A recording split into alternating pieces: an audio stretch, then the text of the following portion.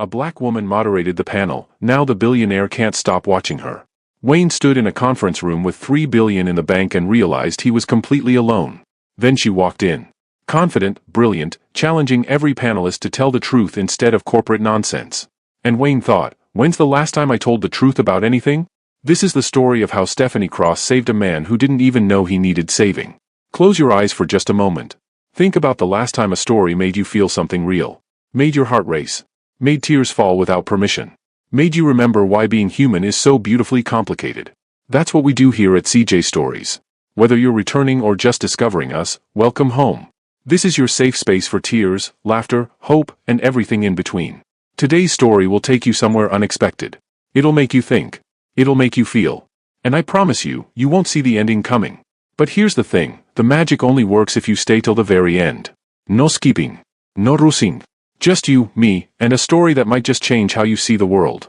If it moves you, let me know you're here, subscribe, like, and share this with someone whose heart needs touching today. Ready? Let's step into today's story. The conference room at the Chicago Hilton had that particular kind of quiet that comes right before controlled chaos.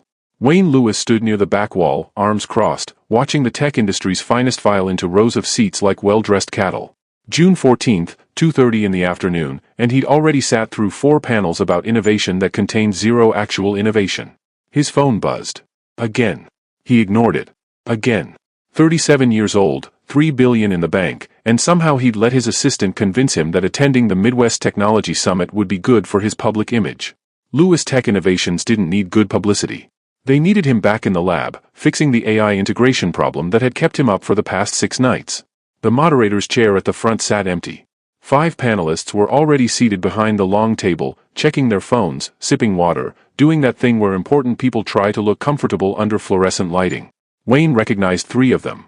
Had funded one of their startups back in 2019. Nice kid. Terrible business model. The room was filling up now.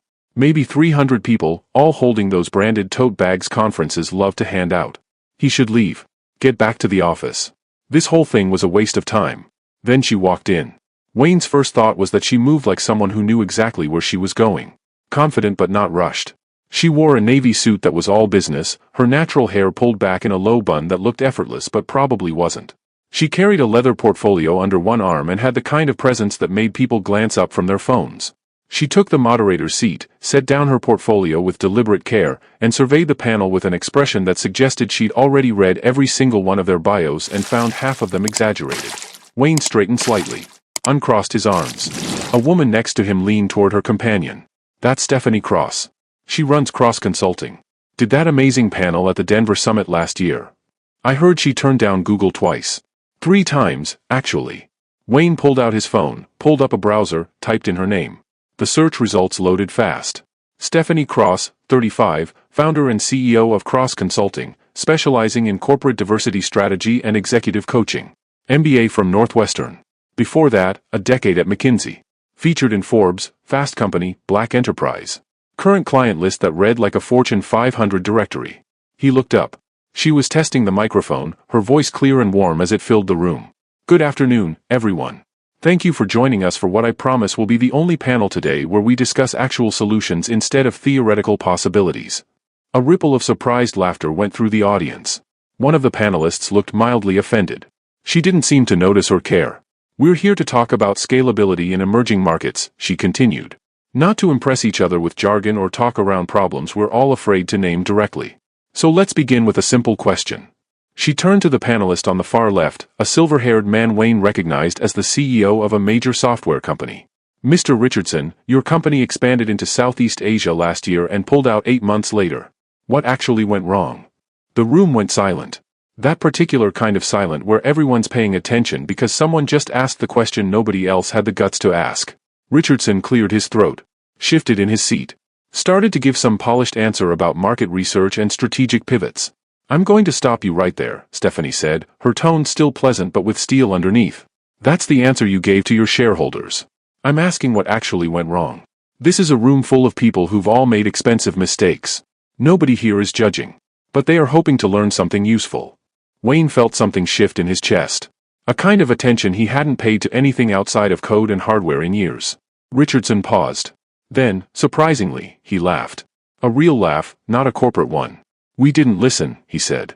We walked in thinking we knew better than the local teams we'd hired. Turned out we didn't. Thank you, Stephanie said. That's useful. That helps people. She moved through the panel like that for the next 45 minutes. Asking questions that made people uncomfortable, then creating just enough space for honest answers.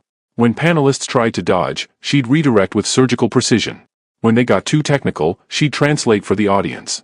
When one guy started mansplaining blockchain to her, she let him go for exactly 30 seconds before saying, I have a graduate degree in computer science, so maybe let's move to the actual question. Wayne didn't take his eyes off her once. He watched the way she listened, leaning slightly forward when someone said something genuine, her expression open. He watched her hands, graceful and deliberate when she gestured. He watched her smile, warm and real when someone made an actual joke, not the polite smile people used at these things. Mostly he watched her mind work. Sharp and quick and completely unimpressed by status or reputation. The panel ended to genuine applause. Not the polite golf clap nonsense from earlier sessions, but actual appreciation. People stood up already talking, energized in a way conference attendees rarely were by mid-afternoon. Stephanie shook hands with each panelist, exchanged a few words Wayne couldn't hear from his position at the back. Then she gathered her portfolio and headed for the side exit, moving with that same purposeful grace. Wayne made a decision in about half a second. He followed her. The hallway outside was quieter, just a few clusters of people checking phones and comparing notes. Stephanie was walking toward the main lobby, checking something on her phone as she moved. Ms. Cross. She turned, and up close Wayne realized her eyes were this warm brown that caught the light. She looked at him with polite inquiry, no recognition in her expression at all. Something about that was refreshing. That was the best panel I've sat through in about 5 years of these conferences, Wayne said. I wanted to tell you that directly. Thank you. She had a good handshake. Firm, brief, professional. I appreciate that. Are you speaking at any of the sessions? No. Just attending. Mostly against my will. That got a small smile. Honest. I like that. I'm Wayne Lewis. He watched for the reaction. There was always a reaction. The "oh you're that Wayne Lewis" shift in posture, the recalculation of his worth, the change in tone. Stephanie's expression shifted slightly, but only with what looked like genuine interest. Lewis Tech Innovations, she said. The AI integration work you've been doing with healthcare systems is impressive. I used one of your case studies in a presentation last month. Wayne blinked. You did? I was working with a client in the medical device space. They were struggling with implementation resistance from staff. Your approach to user training was actually useful, which is rare. Most people lead with the valuation or the funding rounds. I'm not most people. She said it matter-of-factly, not like a boast. Just truth. I'm starting to see that. Someone called her name from across the lobby. She glanced over, raised a hand in acknowledgement, then looked back at Wayne. I have a meeting in 10 minutes. But it was nice to meet you, Mr. Lewis. Wayne. And can I ask you something before you go? She waited, eyebrows raised slightly. How'd you get Richardson to actually answer honestly? I've seen him dodge questions from Senate subcommittees. Stephanie's smile widened. I asked him about his granddaughter first, while we were setting up. He spent 5 minutes showing me photos and telling me about her soccer team. People are honest with you when they remember you're human too. Wayne felt that shift in his chest again. Stronger this time. That's brilliant. That's basic empathy. She tilted her head slightly. You should try it sometime. I hear it works wonders, even for billionaire tech geniuses. She said it with enough warmth that it didn't sting. Just landed as accurate. Ouch. True though? Wayne found himself smiling. Actually smiling. Yeah. True. I really do have to go, Stephanie said, but she hadn't moved yet. But I'm glad you got something out of the panel. Would you have dinner with me? The words came out before Wayne had fully processed he was going to say them. Stephanie's eyebrows went up again. That's direct. You said you liked honesty. I did say that. She seemed to be considering him, her expression thoughtful. Can I ask why? Because I've spent the last 45 minutes watching you do something I've never seen anyone do at one of these conferences. You made people think. You made them tell the truth. And you did it without making them feel small. Wayne paused. Also because I haven't been this interested in a conversation with someone outside my lab in about 3 years. Stephanie was quiet for a moment. Across the lobby, whoever had called her name was looking impatient. I don't typically mix business and personal at conferences, she said finally. Is that a no? It's a, let me think about it. She reached into her portfolio, pulled out a business card, handed it to him. Email me. If I decide to say yes, I'll respond. And if you decide to say no? Then you'll have learned something about rejection, which is probably good for character development. Wayne laughed. Actually laughed, the kind that started in his chest and surprised him with its warmth. Fair enough. Stephanie gave him one more smile, smaller but somehow more genuine than the professional ones she'd been giving out all afternoon, then turned and walked toward her waiting colleague. Wayne stood there for a solid 30 seconds, looking at her business card. Simple, elegant design. Embossed lettering. He ran his thumb over her name. Then he pulled out his phone and sent his assistant a text, "Cancel my 4 o'clock. I'm staying for the rest of the conference." The response came back immediately, "Feeling okay? You never stay for full conferences." Wayne looked up, tracking Stephanie's path through the lobby until she disappeared around a corner. "Just doing some research," he typed back. He went to every session she moderated after that. There were 3 more over the next day and a half. He sat in different spots each time, told himself he was just interested in her moderation technique, her approach to difficult questions, the way she managed panel dynamics. He wasn't fooling himself at all. She was brilliant. That became more clear with every session. But it wasn't just intellectual brilliance. She had this way of seeing people, really seeing them, and drawing out their best thinking. When a nervous first-time panelist fumbled an answer, Stephanie would rephrase the question to make it easier without making it obvious that's what she was doing. When someone tried to dominate the conversation, she'd redirect with such smoothness they didn't even realize they'd been managed. And she was funny. Genuinely funny, with this dry wit that would slip out in unexpected moments and catch everyone off guard. Wayne took notes. Actual notes, like he was studying for something. On the second day, during the lunch break, he saw her in the conference center's coffee shop. She was alone, reading something on her tablet, a half-eaten salad pushed to the side. He bought a coffee he didn't want and walked over. "Is this seat taken?" She looked up, and something flickered across her face. Amusement, maybe. Recognition, definitely. Persistent, aren't you? I prefer genuinely interested. Same thing, usually. But she gestured to the seat across from her. "You've been at every session I've moderated." Wayne set down his coffee. "You noticed." "I notice most things. It's kind of my job." She closed her tablet cover, gave him her full attention. "So, Wayne Lewis. Are you stalking me or networking?" "Neither. Both. I don't actually know." Another honest answer. "You're getting better at this. I had a good teacher recently. She told me empathy works wonders." Stephanie's lips curved. "She sounds smart. Terrifying, actually. Also smart." They looked at each other for a moment. Wayne felt something he couldn't quite name. Something that made his pulse pick up just slightly. "Did you think about dinner?" he asked. "I did. And I'm still thinking."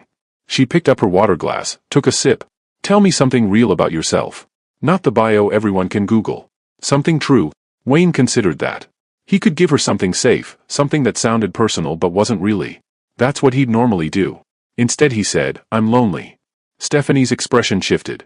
Softened just slightly. "Go on." "I built something I'm proud of. Changed an industry, made more money than I know what to do with, employed hundreds of people. But somewhere in all of that, I stopped having conversations that mattered. Everything's transactional now. Everyone wants something. And I participated in that. Made it worse, probably. Forgot how to just talk to people like people." He stopped, slightly surprised at himself. "Until I watched you do it," he continued. "Ask questions like you actually cared about the answers. Listen like what people said mattered. And I realized I missed that.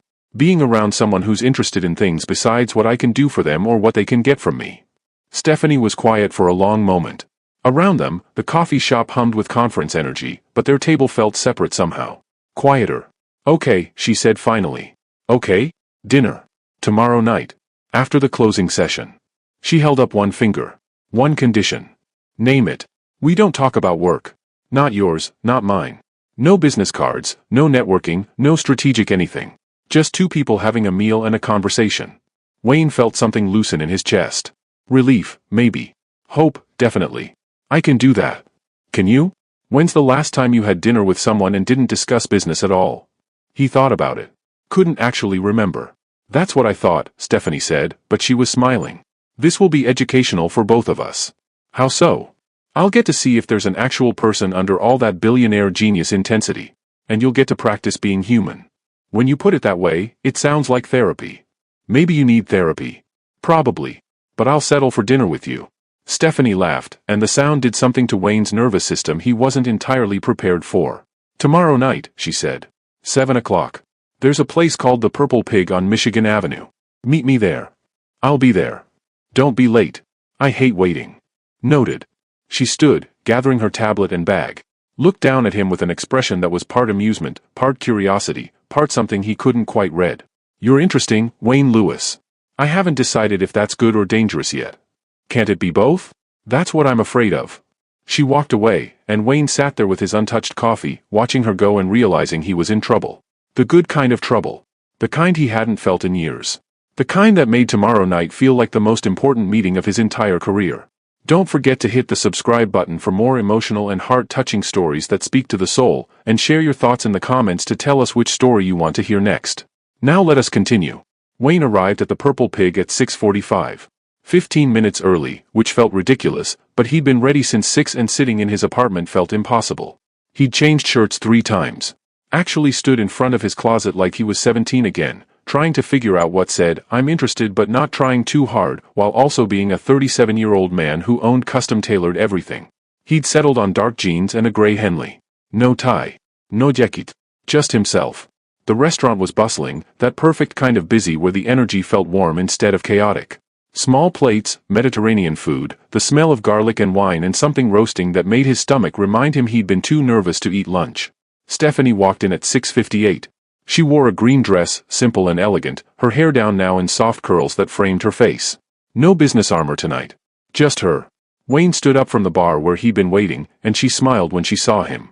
"You're early," she said. "You said you hate waiting." "I also said 7 o'clock. I rounded down."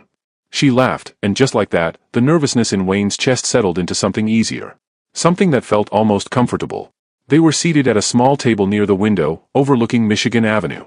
The late June evening stretched long and golden, summer light pouring through the glass. "So," Stephanie said, once they'd ordered wine and the waiter had left them with menus. "No work talk. That leaves us with quite a bit of territory to cover." "I'm realizing I don't actually know how to do this," Wayne admitted. "Have dinner?" "Have dinner without an agenda. It's not complicated. We just talk. Ask questions. Answer them. See if we enjoy each other's company when there's no professional reason to be polite. What if we don't? Then we have a nice meal, say goodnight, and chalk it up to an interesting experiment." She tilted her head slightly. "Why? Are you worried we won't?" "Little bit, yeah." "Good. I'd be suspicious if you weren't at least a little nervous." The wine came. They ordered food, a bunch of small plates to share. Stephanie chose half of them, Wayne the other half, and there was something unexpectedly intimate about negotiating preferences, discovering they both loved anything with feta cheese and neither of them could handle too much heat. "Okay," Stephanie said, once the waiter had gone. "First question. What do you do when you're not working?" Wayne opened his mouth. Closed it. Thought about it. "I don't know if I have a good answer for that." That's actually an answer in itself. Not a great one. Hey, no judgment. I'm asking, not evaluating. She took a sip of wine. "When's the last time you did something just because you wanted to? Not because it was good for business or networking or your brand. Just because it sounded fun." Wayne thought back. The weeks blurred together, all late nights at the office, all meetings and product development and strategic planning. "I went to a Cubs game last month," he said finally. "Yeah? How was it?" "I spent most of it answering emails." Stephanie winced. "Okay, that doesn't count." "I know. So you're telling me you're a 37-year-old billionaire who doesn't know what he does for fun?" When you say it like that, it sounds depressing. Because it kind of is. But her tone was gentle, not harsh. "What did you used to do? Before the company took over your whole life?" Wayne sat back, thinking. Trying to remember the version of himself from before Lewis Tech became everything. "I used to read," he said slowly. "Not tech journals or business books. Fiction. Science fiction, mostly. I'd get lost in these sprawling space operas, these huge stories about exploration and first contact and what it means to be human when you're faced with something completely unknown." Stephanie's face lit up. "Yeah? Like what? You actually want to know?" "I asked, didn't I?" So Wayne told her. About the Expanse series he devoured in graduate school, about Octavia Butler's work that had made him think differently about power and change, about the guilty pleasure he had for old-school Isaac Asimov even though the writing was dated. And Stephanie listened. Really listened, the same way she'd listened to those panelists, leaning forward slightly, asking follow-up questions that showed she was paying attention. "I went through an Octavia Butler phase in my 20s, she said. "Parable of the Sower messed me up for weeks." "Right? That book sits with you. Still does. I reread it every few years and find something new." She broke off a piece of bread, dragged it through olive oil. "Okay, my turn. I'm going to guess you haven't read anything that wasn't work-related in at least 2 years." Wayne grimaced. "Try 4. See, that's a problem. You need to fix that. You prescribing me homework on our first date? Is that what this is? A date? Wayne met her eyes. I'd like it to be. Something shifted in her expression. Not surprise, exactly. More like she was making a decision in real time. Okay, she said. Then yeah. I'm prescribing you homework. The food started arriving. Grilled octopus, whipped feta, roasted cauliflower, lamb ribs that fell off the bone. They ate and talked, and Wayne discovered that conversation without agenda felt like learning a language he used to be fluent in. Stephanie told him about growing up on the South Side, about her dad who'd been a high school principal and her mom who still taught third grade at the same school she'd attended 30 years ago. They still live in the same house, she said. Same block I grew up on. Ma keeps saying they'll downsize eventually, but I don't believe her. She's got that house exactly how she wants it. You're close with them? Very. Sunday dinners are mandatory unless I'm traveling. Ma doesn't care if I'm busy, she just cares that I show up. Stephanie smiled, but something sad flickered across her face. Dad would have been there too, but he passed in 2019. I'm sorry. Thank you. It was sudden. Heart attack. He was only 62. She took a breath. I still find myself wanting to call him when something good happens. That hasn't gone away yet. Wayne reached across the table, covered her hand with his. Just for a moment. Just enough to say I hear you without making it into something bigger than it needed to be. Stephanie looked at their hands, then up at him, and smiled. Squeezed his fingers briefly before pulling back. Your turn, she said. Family? Small?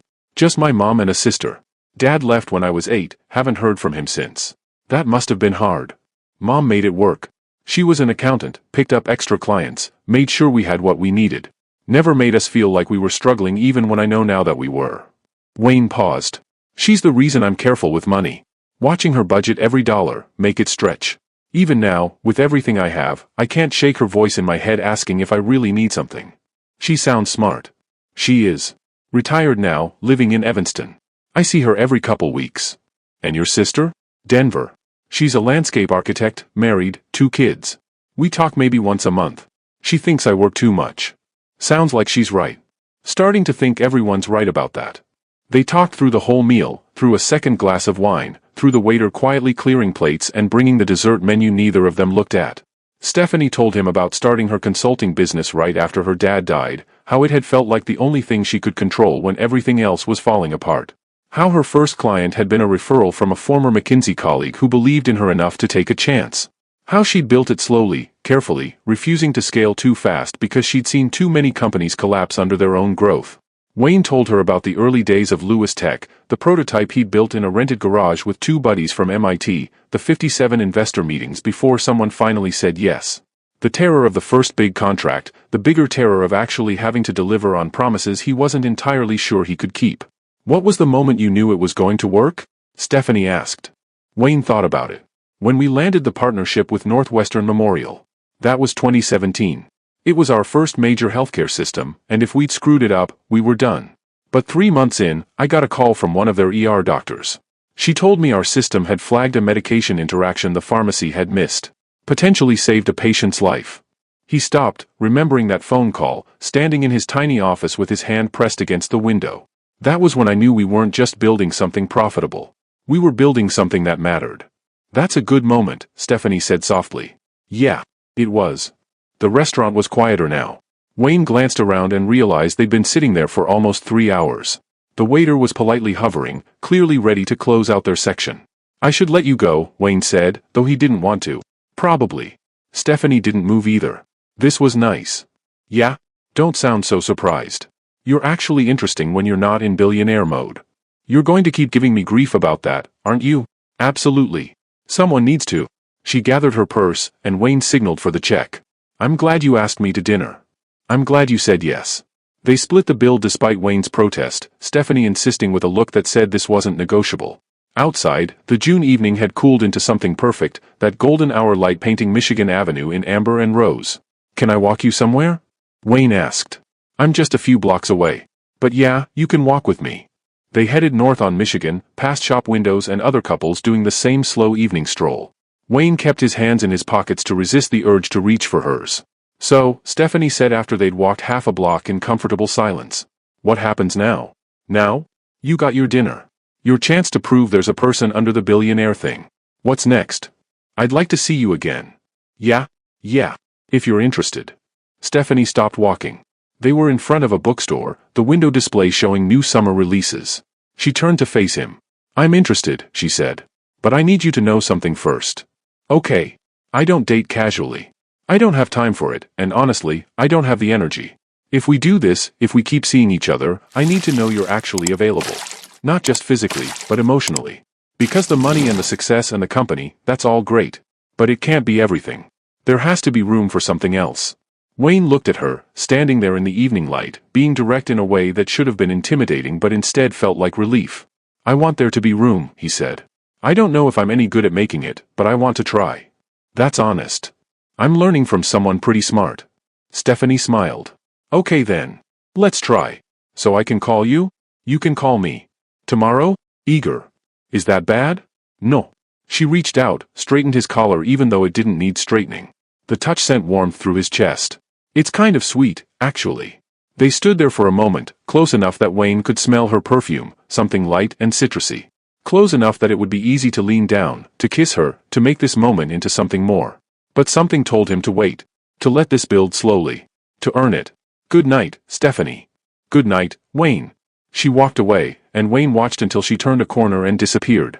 Then he stood there on Michigan Avenue, grinning like an idiot, feeling more awake than he had in years. His phone buzzed. A text from Stephanie, even though she'd just left. Read something tonight. Anything. Tell me about it tomorrow when you call. Wayne laughed out loud, startling a couple walking past him. He went straight to the bookstore, bought 3 novels, and stayed up until 2 in the morning reading. When he called Stephanie the next afternoon, she answered on the second ring. So, she said, no hello, just immediate curiosity. What did you read?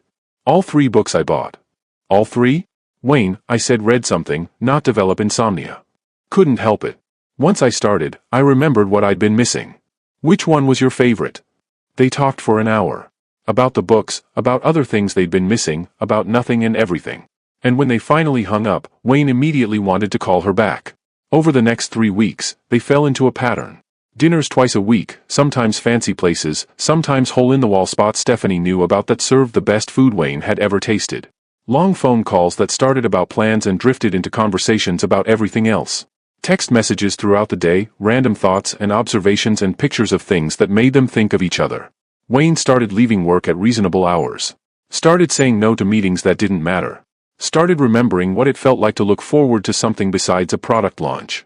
On their 5th date, early July, Stephanie took him to a jazz club in Bronzeville. Small, intimate, the kind of place you'd walk past without noticing unless someone who knew told you it was there.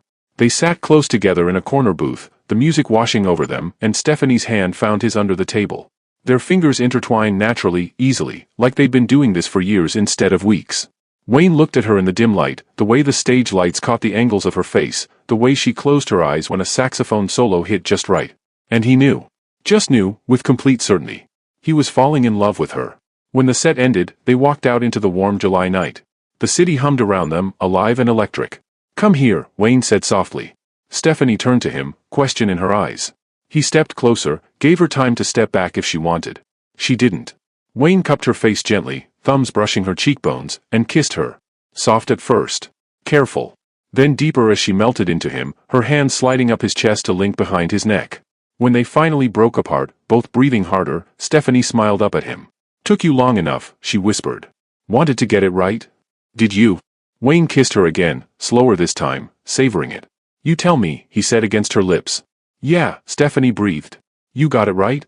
They stood there on the sidewalk, wrapped around each other, and Wayne felt something click into place. This was what he'd been missing. Not just connection, but this connection. This woman. This moment. Everything else could wait. Don't forget to hit the subscribe button for more emotional and heart-touching stories that speak to the soul, and share your thoughts in the comments to tell us which story you want to hear next. Now let us continue.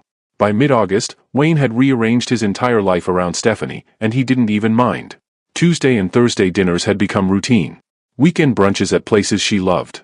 Late-night phone calls when they were both too wired to sleep, talking about everything and nothing until one of them finally surrendered to exhaustion. He'd met her mother 3 weeks earlier. Sunday dinner at the house Stephanie grew up in, Miss Patricia Cross serving pot roast and looking at Wayne with the kind of maternal assessment that saw straight through expensive watches and polite conversation. By the end of the night, she'd hugged him and told him he was welcome back anytime, which Stephanie later informed him was the equivalent of papal blessing. Work was good. Better than good, actually.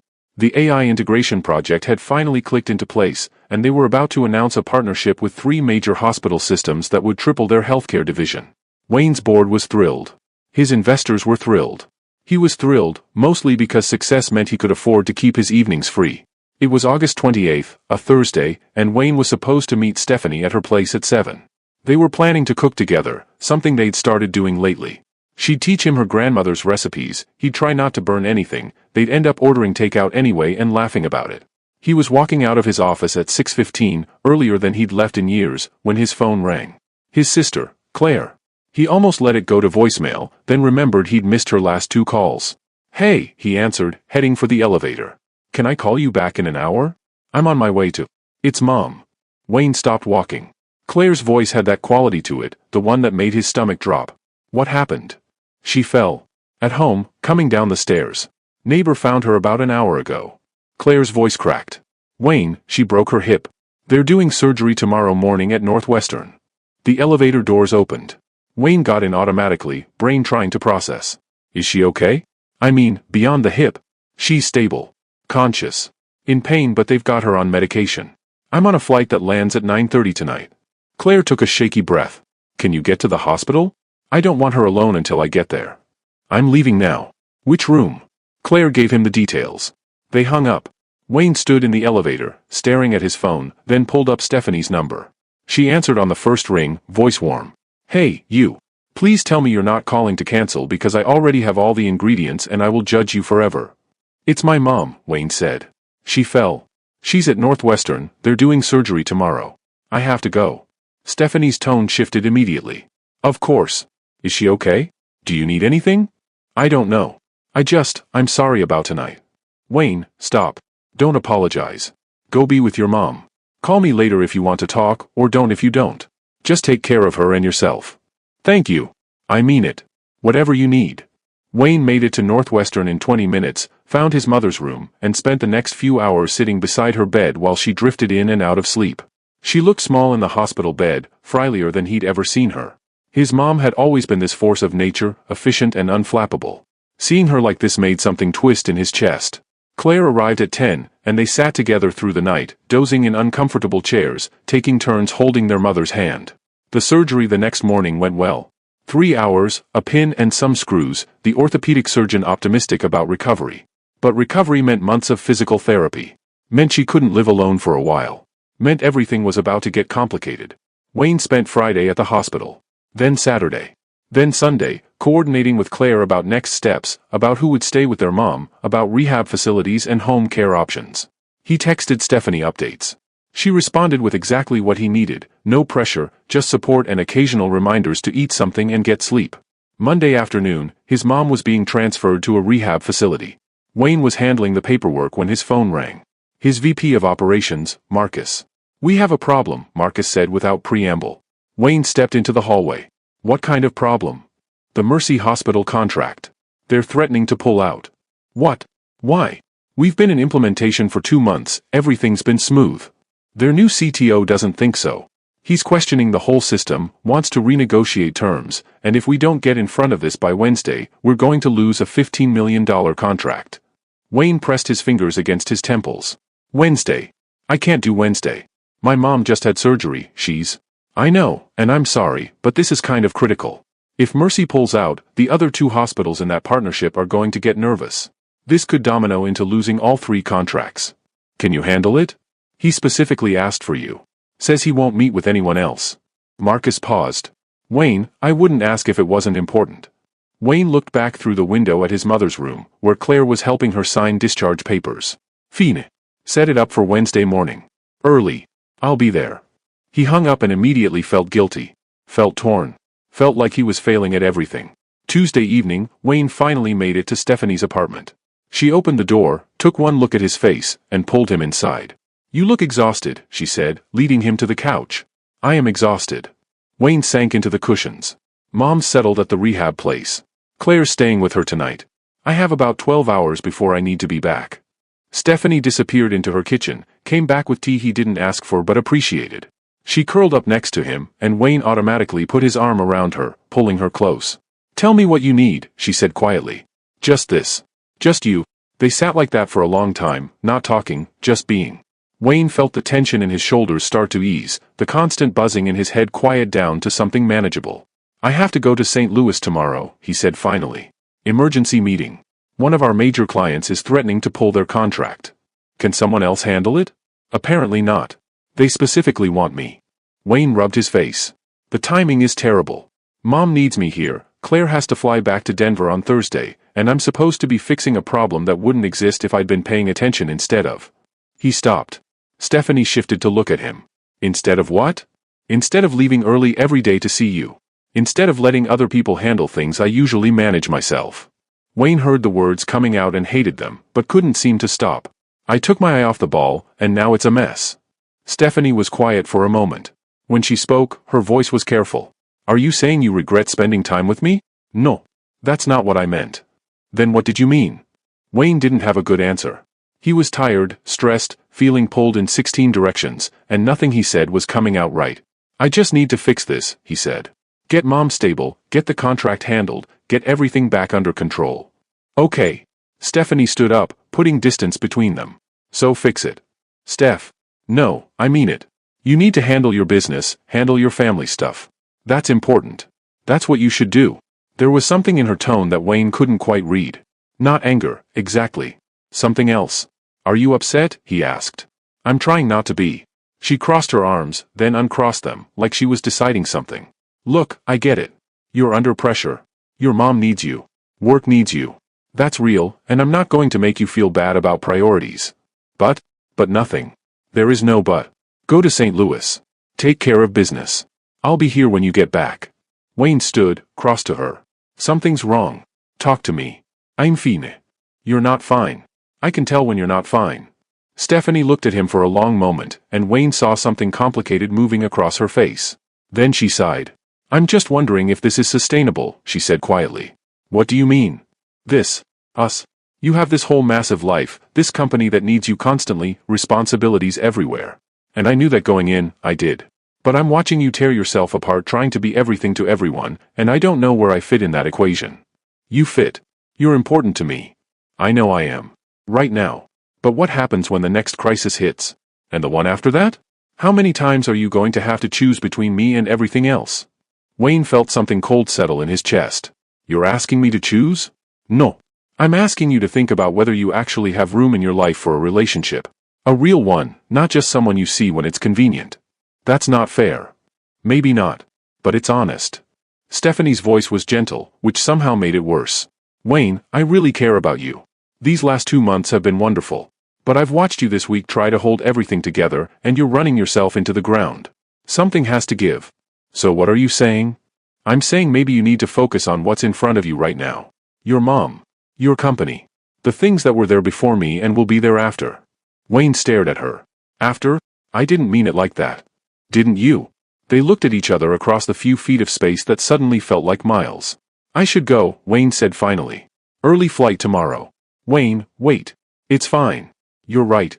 I need to focus, get things handled." He grabbed his jacket from the chair. "I'll call you when I'm back from St. Louis." "Okay." Stephanie's voice was small. "I'm sorry. I didn't mean to make this harder." "You didn't. You were honest. That's what we do, right?" He left before she could respond, before he could see if she looked as miserable as he felt. The St. Louis meeting on Wednesday was brutal.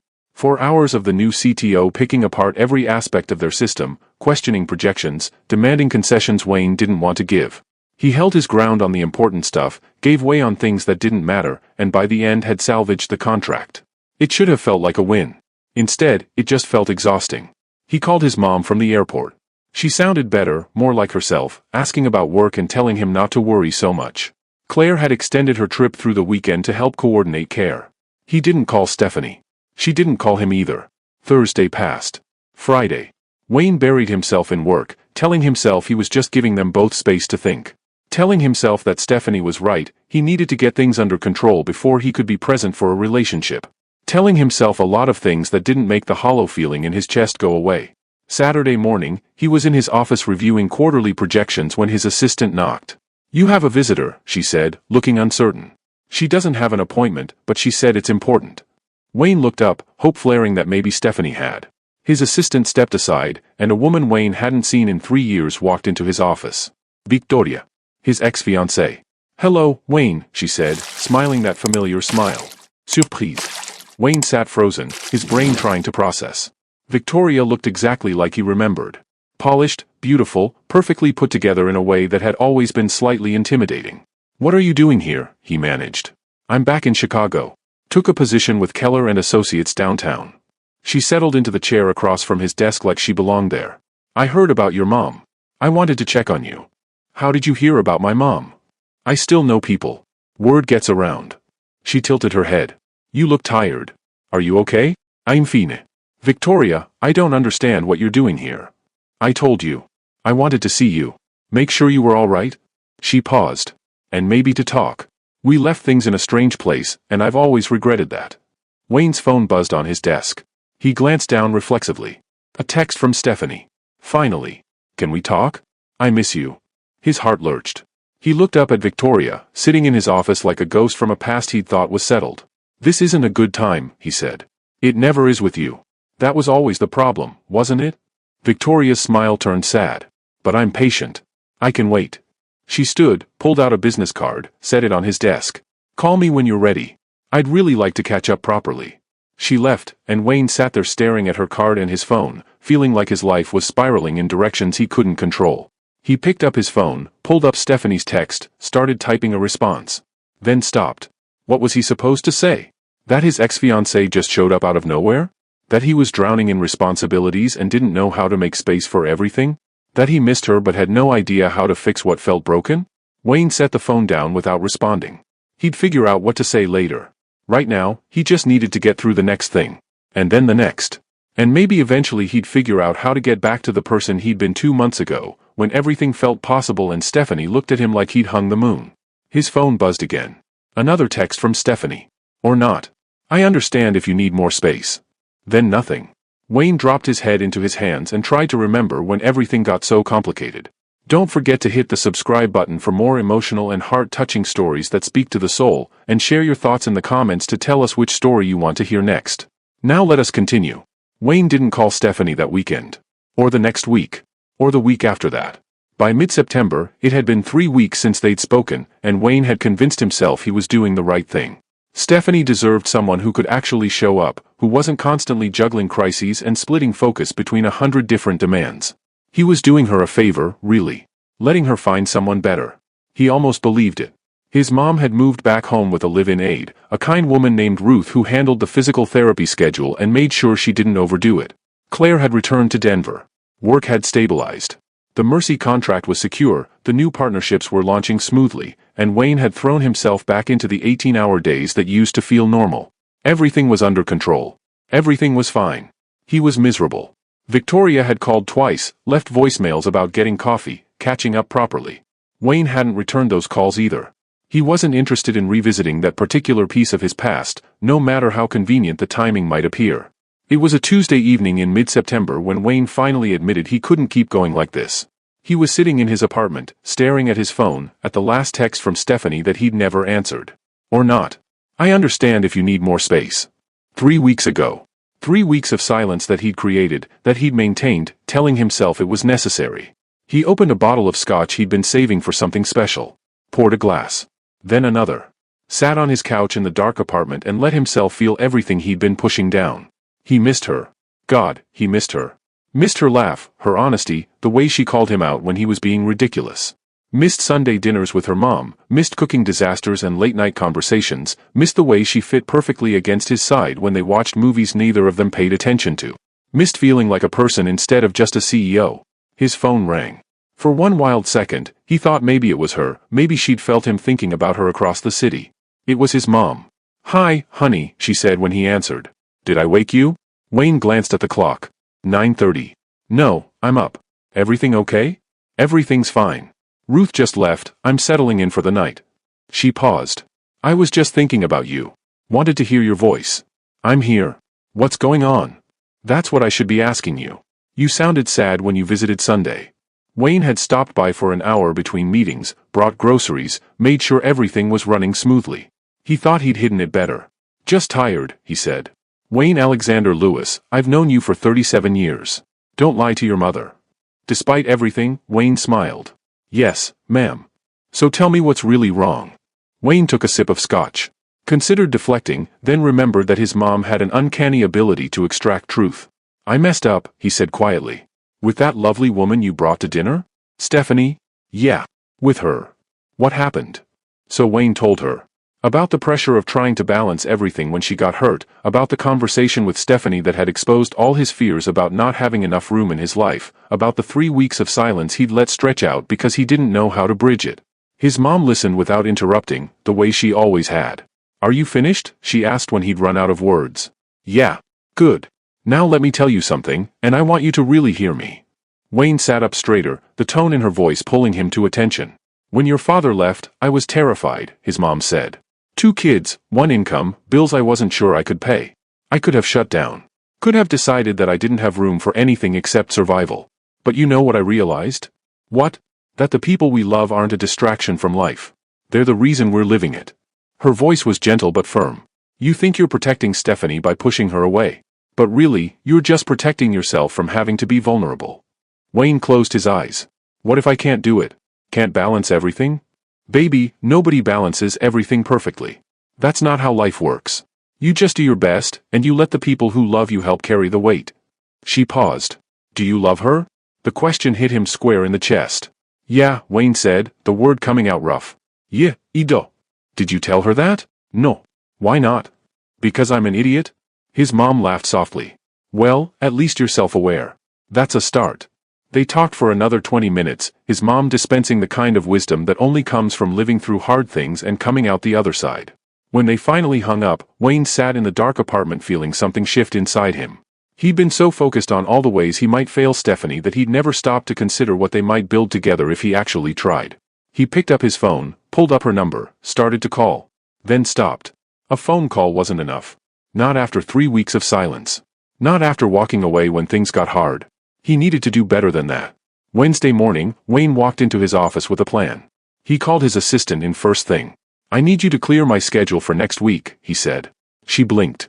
All of it? All of it. Move what can be moved, delegate what can be delegated, cancel the rest. Wayne, you have the board meeting Thursday. Marcus can handle it. He's been wanting more leadership responsibility anyway. This is his chance. His assistant stared at him like he'd grown a second head. Are you feeling okay? Actually, yeah. For the first time in weeks. Wayne pulled up his calendar, started making notes. I also need you to do some research for me. He spent the day putting things in order. Met with Marcus and his senior team, distributed responsibilities, made it clear that he was still available for emergencies but that they needed to handle day-to-day operations without him. You're taking a vacation? Marcus asked, looking stunned. Not exactly. More like getting my priorities straight. Who are you and what have you done with Wayne Lewis? Wayne smiled. Just figuring some things out. Better late than never. Thursday evening, he drove to his mom's place in Evanston. She was doing better, moving around with a walker now, Ruth hovering nearby but giving her space. Look at you, his mom said when she saw him. You look different. Different how? Like you made a decision about something. She settled onto the couch, gestured for him to sit. So? What did you decide? That you were right. About all of it. Wayne sat down next to her. I'm going to fix things with Stephanie. Or at least try to. I don't know if she'll forgive me for disappearing, but I have to try. His mom patted his hand. Good boy. What's your plan? I'm still working that out. But I need to show her that I meant it when I said I wanted to make room. That I'm willing to actually change, not just say I will. Actions speak louder than words. Exactly. They talked strategy for an hour, his mom offering suggestions with the enthusiasm of someone who'd been waiting for him to pull his head out of the sand. By the time Wayne left, he had the outline of a plan that was either brilliant or completely insane. Possibly both. Friday afternoon, Wayne did something he hadn't done in years. He left the office at 3 o'clock, drove downtown, and walked into Cross Consulting's office building. The receptionist looked up with a professional smile. Can I help you? I'm here to see Stephanie Cross. I don't have an appointment. Your name? Wayne Lewis. The receptionist's eyes widened slightly, recognition flickering. One moment please. She picked up the phone, spoke quietly. Wayne couldn't hear the conversation, but he saw her glance at him twice. She hung up. Ms. Cross is in a meeting until 4:30. She said you're welcome to wait if you'd like, or you can schedule an appointment for next week. Translation: Stephanie wasn't sure she wanted to see him. Fair enough. He'd earned that. I'll wait, Wayne said. The receptionist directed him to a seating area.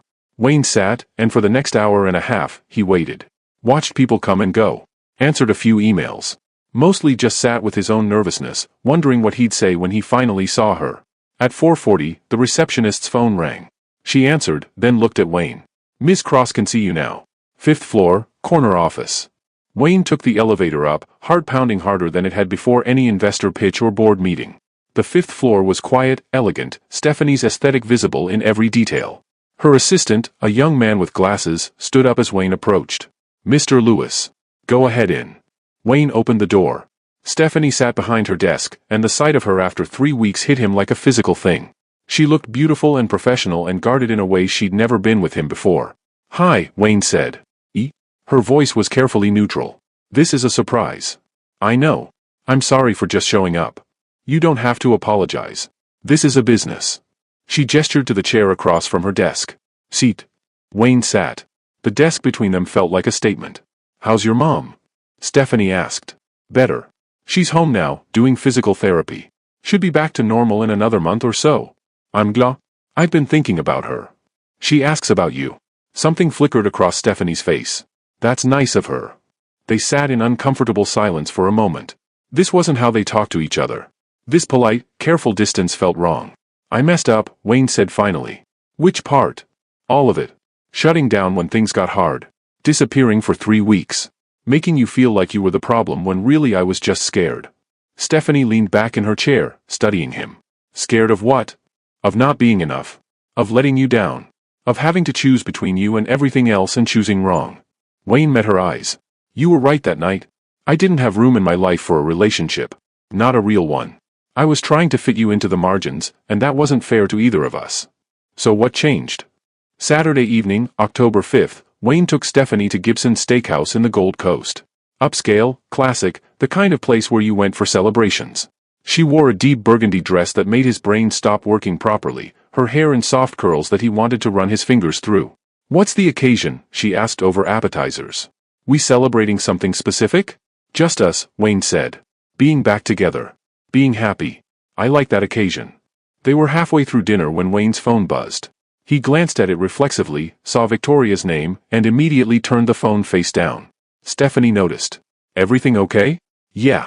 Just someone I need to deal with properly. Want to talk about it? Wayne considered, then decided honesty was always better. My ex-fiancée has been trying to get in touch. She moved back to Chicago, wants to reconnect. Stephanie's eyebrows went up. The one from 3 years ago? That's the one. She showed up at my office a few weeks back, been calling since then. Have you responded? No. I'm not interested in reconnecting. Wayne reached across the table, took Stephanie's hand. But I should probably tell her that directly instead of just ignoring her calls. That's the grown-up thing to do. Probably, Stephanie agreed. For what it's worth, I trust you. Yeah? You've shown me who you are. I'm not worried about who you used to date. Wayne squeezed her hand, grateful beyond words for her confidence in him. Sunday dinner at Patricia Cross's house was exactly what Wayne needed. Stephanie's mom had made her famous fried chicken, and the house smelled like home in a way that made Wayne's chest ache in the best way. Look who finally came back, Patricia said when she saw Wayne, pulling him into a hug. I was starting to think my daughter made you up. I'm sorry, Miss Patricia. Things got complicated for a while. And did you uncomplicate them? Working on it, ma'am. Good boy. She patted his cheek. Now come help me in the kitchen. Stephanie, you set the table.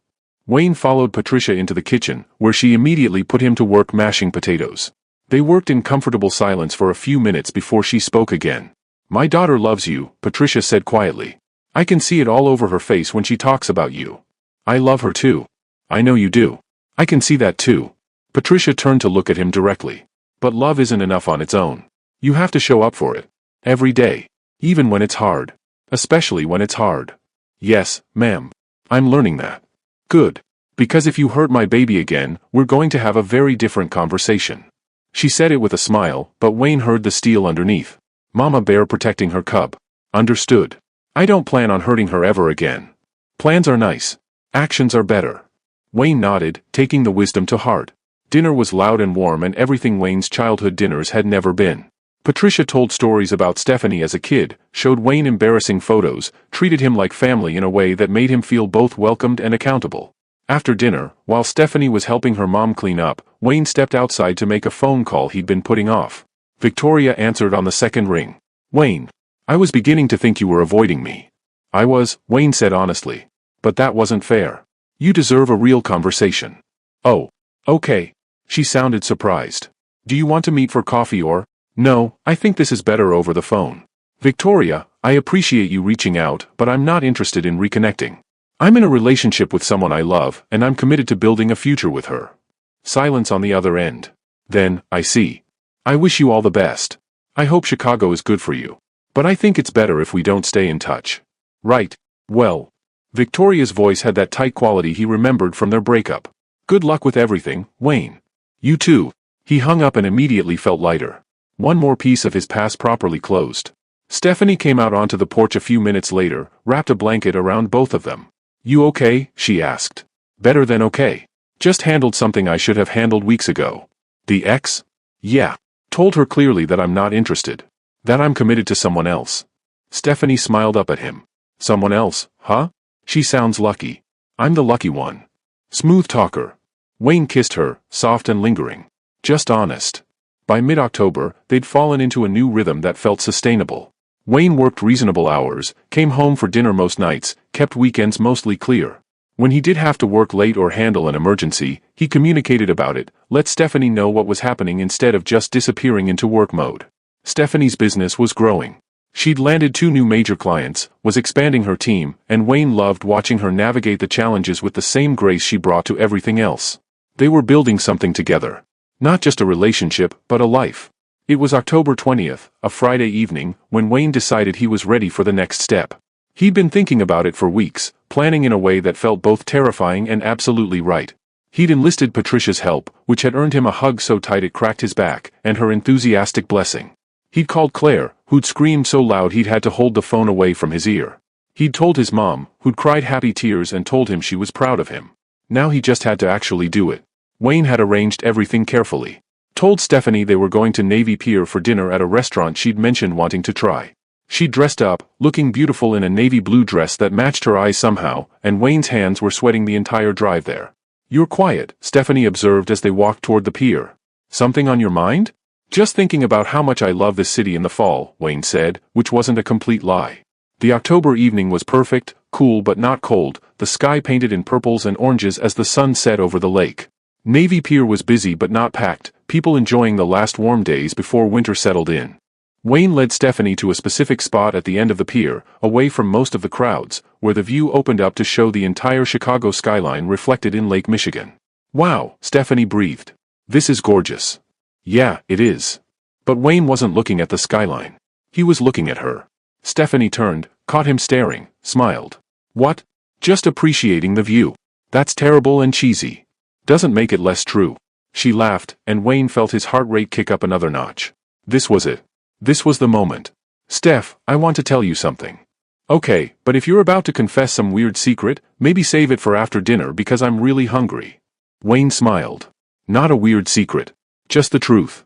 He took her hands, and something in his expression must have tipped her off because her smile faded into something softer, more serious. "4 months ago, I walked into a conference room planning to leave after 20 minutes, Wayne said. "I was going through the motions, checking boxes, doing what I was supposed to do without actually caring about any of it. And then you walked in and asked a question that made a CEO tell the actual truth, and everything changed." Stephanie's eyes were starting to shine. "Wayne, you made me remember who I used to be. Who I wanted to be. You challenged me and supported me and called me out when I needed it. You made me laugh, made me think, made me want to be better." Wayne's voice cracked slightly. "You made me remember what it feels like to be fully alive." "I love you," Stephanie whispered. "I love you too. More than I knew I could love anyone." Wayne reached into his pocket, pulled out the small velvet box he'd been carrying all evening. "Which is why I'm hoping you'll let me spend the rest of my life showing you exactly how much." He opened the box, revealing the ring he'd spent 2 weeks choosing.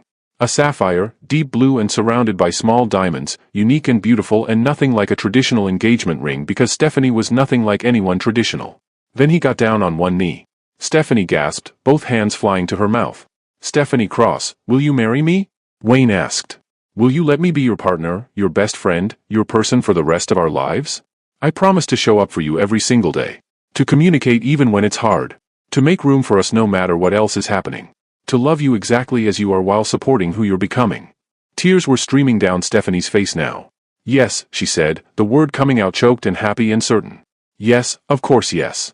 Wayne stood up, slipped the ring onto her finger with shaking hands, and then she was kissing him, laughing and crying at the same time, her arms wrapped around his neck like she'd never let go.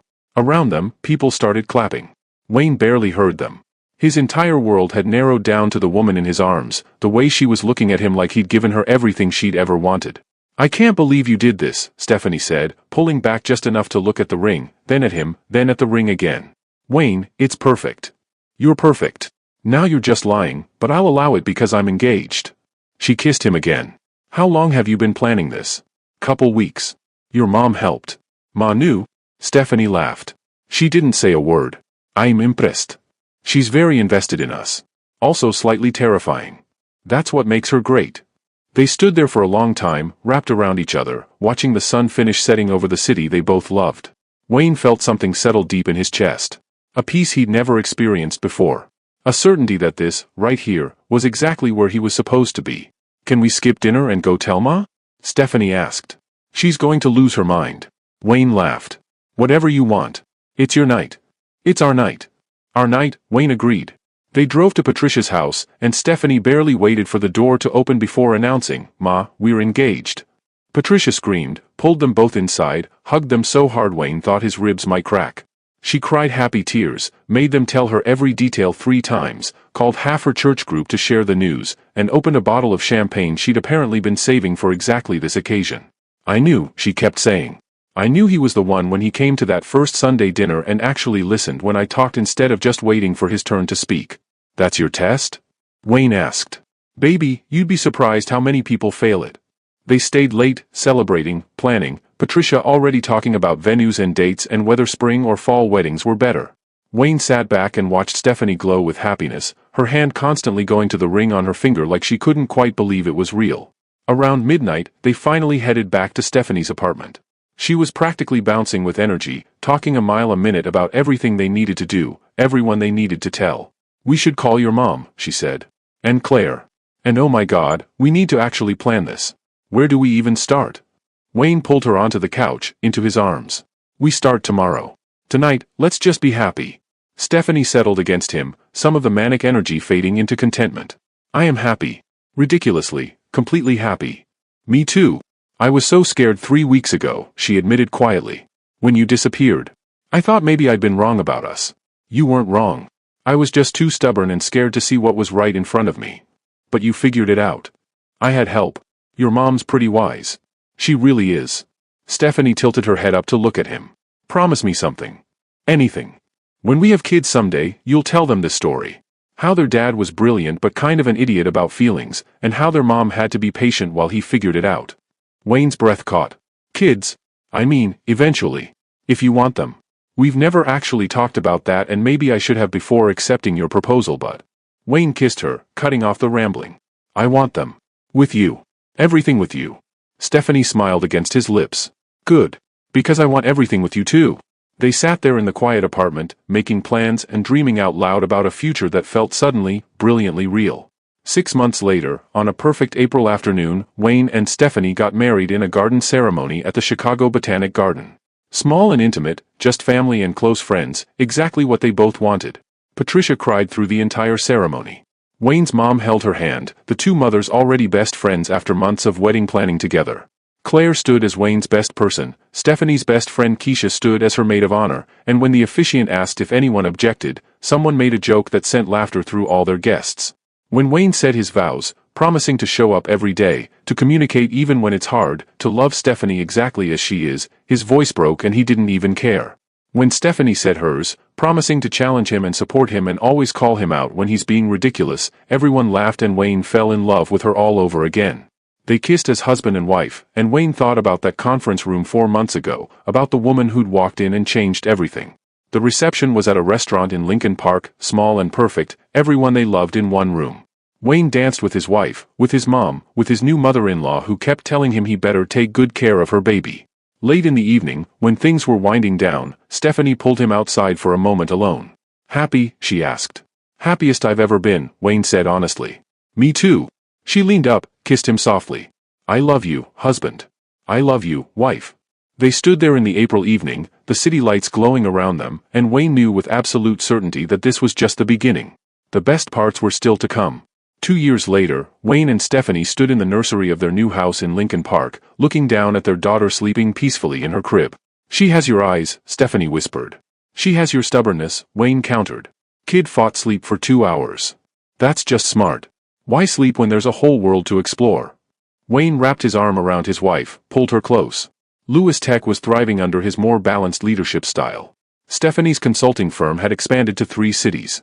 They'd bought this house together, made it a home together, and now they were raising a daughter who would grow up knowing that love meant showing up, communicating, making room for what matters.